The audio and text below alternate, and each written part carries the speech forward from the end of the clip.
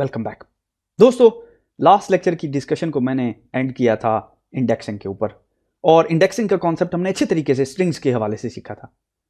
लेकिन स्ट्रिंग्स के साथ हमने स्ट्रिंग स्लाइसिंग भी तो सीखी थी, और स्ट्रिंग स्लाइसिंग की खास बात यह थी कि वो क्योंकि जो स्ट्रिंग थी वो ऑर्डर्ड सीक्वेंस ऑफ कैरेक्टर थी, तो उसके ऊपर एप्लीकेबल थी।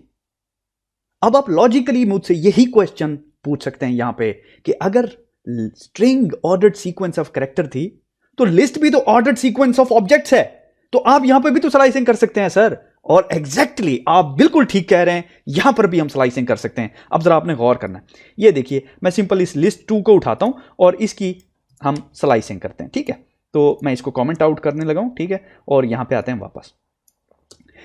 ओके, तो यहां पे अब आपने गौर करना है, मैं इसको कहता हूं 0 इंडेक्स से शुरू करो। याद है आपको स्टार्ट एंड और स्टेप साइज यही था ना, और 3 से पहले क्लोज कर दो चीज को।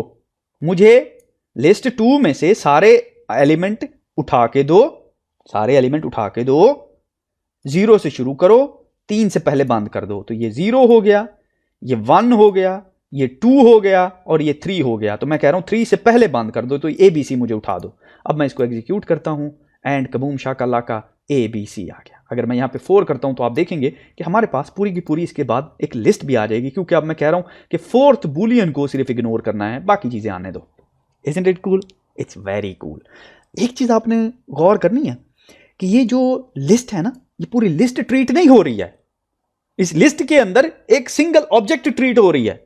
तो अगर मैं ये कहूं कि 2 to 3 रिटर्न करो, तो वो इस पूरे को एक एलिमेंट ले रहा है। वो ये नहीं कह रहा कि हाँ लिस्ट के अंदर तो एक 3 और एलिमेंट पड़े हुए, तो मैं इस तरह करता हूं ABC के साथ 1 रिटर्न करा देता हूं। नहीं, ये एक नहीं है, ये पूरी की पूरी लिस्ट है। हाँ, अब जब ये पूरी की पूरी लिस्ट आ गई है तो you can go inside this one और फिर आप इसको इंडेक्स कर सकते हैं।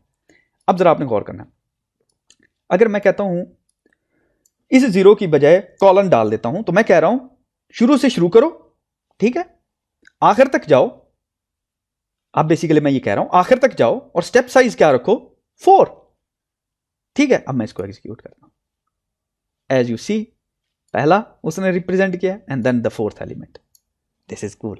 अब जरा आपने गौर करना कि जैसा कि इंडेक्सिंग में हम करते थे +2 0 2 एंड तक जाते थे, मिसाल के तौर पे अगर मैं यहां पे कुछ भी नहीं डालता, ठीक है, और इसको एग्जीक्यूट करता हूं, ये हमें कहेगा हाँ all entries starting from start wherever it is until all entries ending at the end wherever it is.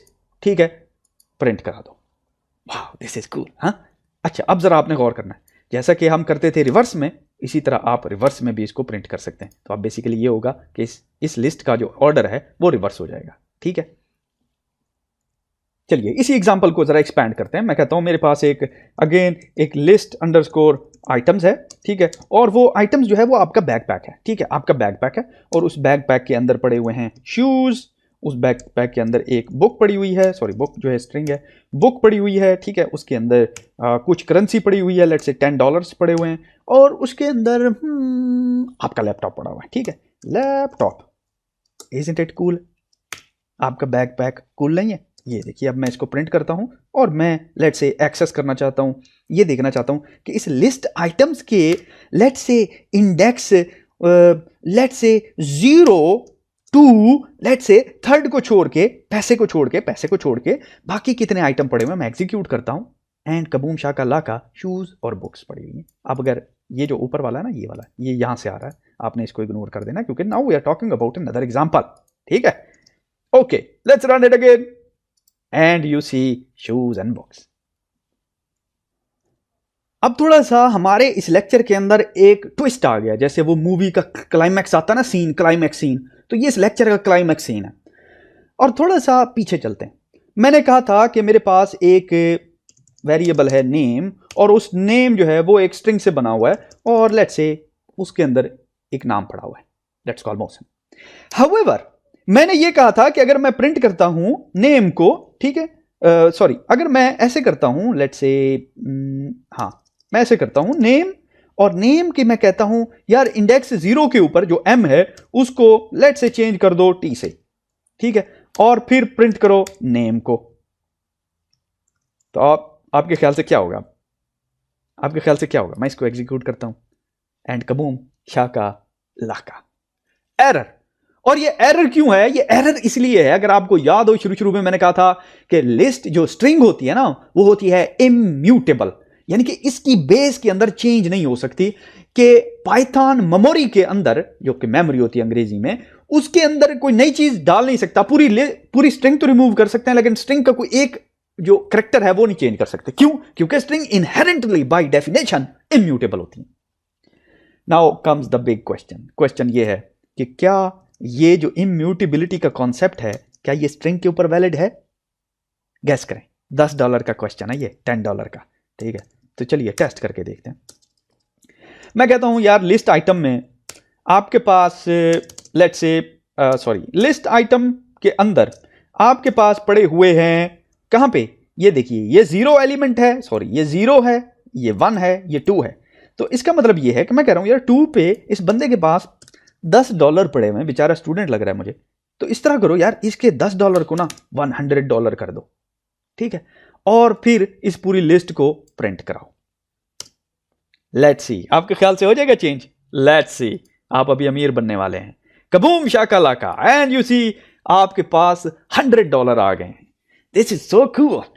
तो इसका मतलब यह है कि जो लिस्ट होती है, चाहे वो स्ट्रिंग की तरह ऑर्डर्ड सीक्वेंस ऑफ ऑब्जेक्ट है, लेकिन अनलाइक लिस्ट ये म्यूटेबल है, इसके एलिमेंट को रिप्लेस किया जा सकता है।